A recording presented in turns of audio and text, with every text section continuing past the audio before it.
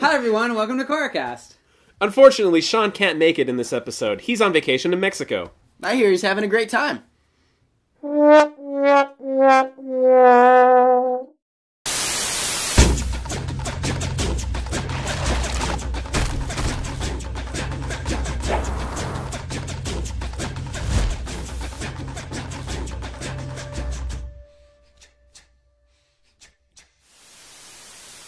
Hey, Vince, you got some news, don't you? I got the biggest news that Korracast is ever going to have. Vince, why don't you divulge that news for us? Alright guys, so for the last few weeks, I have been in talks with Mike and Brian, and guess what we're going to be doing? We're going to interview them. Talking with Mike and Brian. We are actually going to interview Mike and Brian. We're going to go up to Nick's Studios, and, hopefully we don't make too big of fools of ourselves. I think we can actually talk like normal humans, and, That's not gonna... I don't know about that. Let's plan for worst case scenario. Okay. We're going to look like idiots. You're setting the bar kind of high. No, but... No, it's a total honor, the fact that we actually get to go up and interview them. It's going to be a fantastic, amazing... I'm excited for it. So stay tuned for our very special episode of Korracast on Sunday the 23rd, where we sit down with Mike and Brian, and we talk about whatever it is we think we need to talk about. I can't wait to see what we're going to talk about. I don't like the way we did this. Let's try this again. No, that's it. That's the take I'm using. I'm ending with you saying that. We always end things where I say, this is the bad thing we said. Well, you know what? Add all this in there, too. Just so that you know that I understand. Mike and Brian interview. Mike and Brian interview is happening. Can you believe it? Hopefully they are not watching this episode right now, because they're going to change their minds. So demanding. What happened to this? I don't even know what DP. happened in this episode. Okay, guys, Cameraman, you're not a DP. What are you talking about? I am DP. Who's Again, directing? I say action. Oh, man. I really liked after season 1 and 2 moving away from Republic City, and I gotta say now it's actually nice to come back to Republic City and get some more of that comic booky car chase, teen drama. That kind. I don't know. It felt like okay. a good old fashioned Team Avatar. You can't call it teen drama anymore. Everyone's in their 20s. So Whatever. basically, it was just young adults. They were still all acting like teenagers. Which is... No, man. but that's kind of what Mako said. He's like, it kind of feels like old times of like the bickering and stuff. It's like, Yeah. it is. But we can tell we've grown up a little bit. This was probably one of the more fun episodes in a while. Yeah, and one of the things that I appreciated about this episode, even though it had that very ominous ending with Kuvira finding more spirit roots, was the fact that this episode was a win, really, for Team Avatar in every way. Yeah. I mean, they got Prince Wu back, and Bolin and Varrick escaped, and, Varrick showed off his super cool magnetism power to just send off electric currents. EMP. So, I mean, this episode, it left you out, with a good feeling. Uh-oh. Pause. One of our bulbs. Both those bulbs burnt Yeah, out. it's only been on that It's one, weird. hasn't it? Maybe it's just the way it's plugged in. The outlet or... But anyway, our lights burned out. Varrick shows that he's not totally worthless. He actually can help out in a fight. Well, we know that Varrick hasn't been totally worthless. Well, but I mean, he's a smart guy. He's a smart guy. But when it comes to a fight, it's always been Zuli that's been doing everything for him, Yeah, him making a makeshift EMP was one of the more exciting parts of the episode for also, me, actually. Bolin is showing off his lava-bending prowess. I mean, he is just owning face with that, really. Yeah. That could be one of the biggest reasons why Kuvira kept him. I mean, other than the fact that he's friends with the Avatar, but I mean, he has a power that, very few Earthbenders have. So Kuvira would want that power since she's all about maintaining power. What do you think about Varrick's whole electromagnetic pulse thing? Do you think we'll see more of that in the future? We better, because he basically came up with a makeshift way to disable Kuvira's main forces.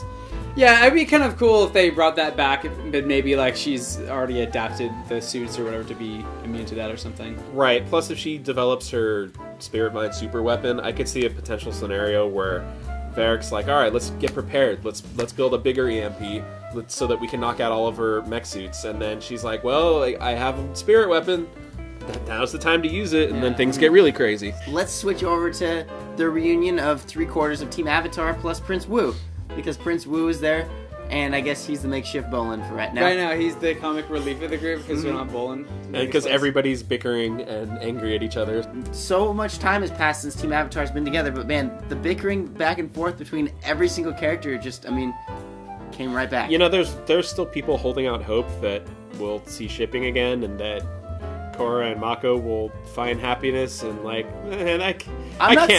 really don't see that happening. I can't see that happening. We haven't really even seen Mako in this season as a character that's going to have a large storyline. So it'd feel weird a good ways over halfway into the season, Yeah. like starting to throw in a romantic storyline. I mean, that certainly isn't going to help Korra overcome her Avatar obstacles. We know that. I mean, if it does, then that's horrible. That a boyfriend is the answer to her, her problems. The presence of a man in her life. Did anybody else? I don't know why I got such a weird feeling about it, but when they were doing the car chase and Mako was like, "No, you got to take a right on 7th Street," and then Asami's like, "No, I know a shortcut," and they're just driving through the streets.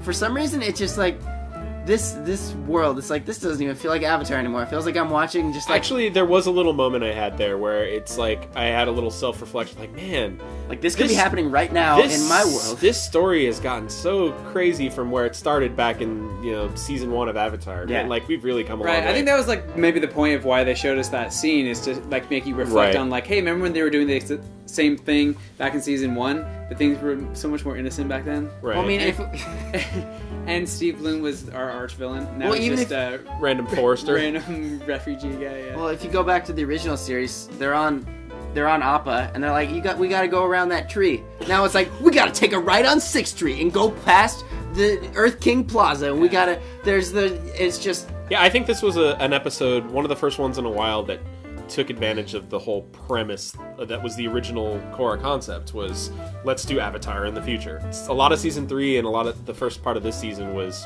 kind of more like the original series, like flying around on Sky Bison, we're going on adventures, and this was nice. It felt like Legend of Korra. Yeah. If Korra has its own separate identity from Avatar, this was an episode that exemplified that, I felt like. Yeah. Yeah. And also, it's interesting that you mentioned before too, going like with the technology and the trains and stuff, because we got another train in this episode. We got a lot of trains in this. We're getting trains. We got a lot of trains. Some locomotives. This chunk bending is a mess. Okay, we don't have anything good to talk about. What is this? Okay, I mean, I know Sean. I just don't have anything smart to say about this. Unfortunately, the smartest one broke his head, and he's also not here. So, I mean, that's just what we're gonna have to deal with that. When we were watching the episode, if we cut to, one of the things where we're watching this episode. It'd be really funny if you got assassinated right now. You always are we kidding right now? I totally called that. It was pretty close. Yeah. He could have been dead. They obviously wanted to capture him. Well, I think that's probably the most important bit of new information that we got in this episode, is that Kuvira wants the Earth King. I mean, you can kind of see why she would want him taken out, because, I mean, when you see Prince Wu go to Mako's family, I mean, his family still, worships him as royalty, so there are going to be people in the Earth Kingdom that still see him as the Earth King. The last holdout of the old ways. So there are going to be people, because not everybody is going to be with Kuvira. Right. So she wants to take out every sort of opposition that's in her way. Well, but the question is, though, if we're going to assume that the good guys win at the end of the season and they take down Kuvira, where's that going to leave Prince Wu as a character? Do you think they're going to try to instate him as the Earth King again? Do you think in 6 episodes we can see enough of a character growth in Prince Wu to where he can become mature and lead the Earth Kingdom? Yes. Or will he be killed, or will somebody else take over? Your guess at this point is as good as mine, because right now he's just walking around Republic City just being a doofus. So I don't know what he's going to do. One little thing that they kind of glossed over in this episode that is worth mentioning, Kuvira is purifying the Earth Kingdom. Did you guys pick up on that? Yeah, the fact that the prisoners the prisoners that teamed up with Bolin and Varrick, they were all firebenders and waterbenders. Yeah. So she's taking out every other element of bending, every other nation from the Earth Empire. Which is it's interesting because the Promise graphic novels, that's exactly what it was about, the whole conflict. Our nations are mixing, and she's trying to unmix them. She'd probably take a pass, though, with Republic City. I mean, there's not a lot of bending, diversity there, Republic City is mostly earthbenders. I'm being sarcastic right now. There's a lot of benders that are different kinds there. In all honesty, like I said, this was a fun episode. I just don't know if there's a lot of deep stuff to go into this episode. Really, I just enjoyed myself watching. Yeah, it was a fun romp and a good chance to sync up with Team Avatar. I'm probably gonna see a lot more. I think if anything, the biggest thing you could talk about is where you think it's gonna go from here, because it leaves off on a pretty big cliffhanger. Yeah, well, they're taking down the swamp. They're taking down the tree. I like that this season in particular feels like they always try to make it a point to end on a cliffhanger in a lot of these episodes, and. All of us want to see the next scene that happens where Toph shambles out of her cave and is just starts going to town on these soldiers. Yeah, I do really want to see that. Shambles out of her cave. I mean, she's like, we've seen her already. She's not like a like. What do you mean by shambles? Is she a zombie? I assume in the morning you probably don't want to mess with her in the morning. She's probably like really groggy. And People cutting down her trees and whatever. Yeah. It's not gonna be a good time for those soldiers in the next episode. Let me tell you. You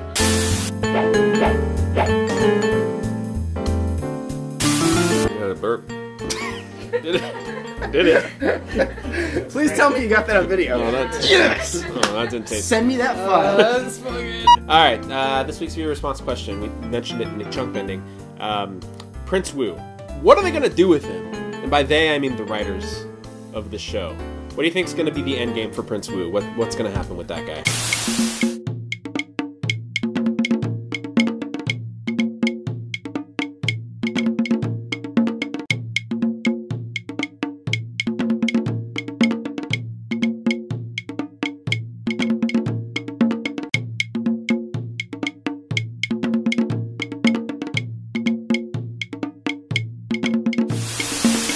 Kuvira's a meanie. She's a meanie head. We knew that she was awful, and I mean, this just shows how awful she really is.